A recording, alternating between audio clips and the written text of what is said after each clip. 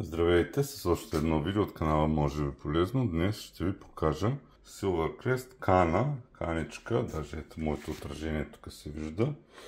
Каничка за млечна пяна. Вижте, подобна е на, тук съм си приготвил млякото, подобна е на каната, която е за вода. Само че тук слагаме мляко, ето така.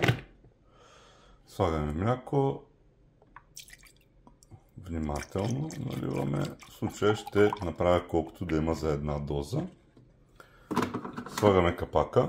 Това представлява капака, като тук има олей и гумено уплътнение, всъщност, за да не излиза пяната, и олей, през който по-лесно след това може да се излее самото мляко. Няколко настройки, като включването става от ето този бутон.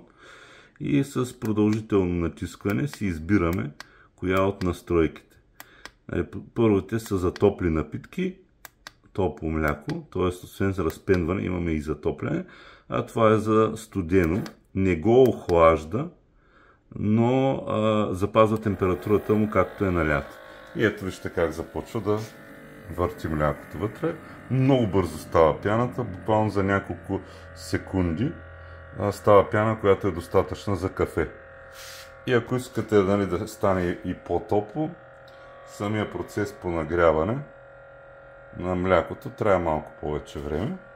Ето, даже сега рискувам да махна капачката, като не е желателно това да се прави. Ето вижте какво представлява самото мляко. Вече е разпенено. Много е тиха машината, не знам на микрофона как се чува. Ето.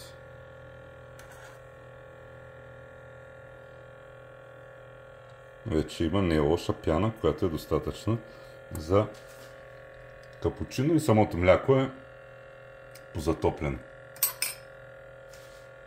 Връщам капачката, за да не направим мармалад в кухнята.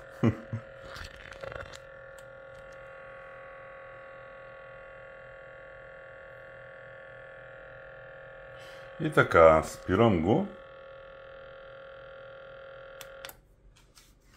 Като дайте да си подготвим една чаша за кафето. Така. Виждате ли, даже тук от изпаренията на млякото се затопли, и от затопленото мляко, ето вижте капачката, има следи от изпарение. И ето какво представлява пяната. Доста сериозно количество пяна. Даже от това налято мляко е достатъчно за 2 кафета. И съответно преместваме под кафемашината и си правим необходимото количество кафе.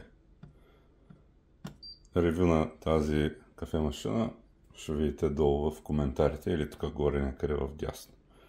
Ами това е.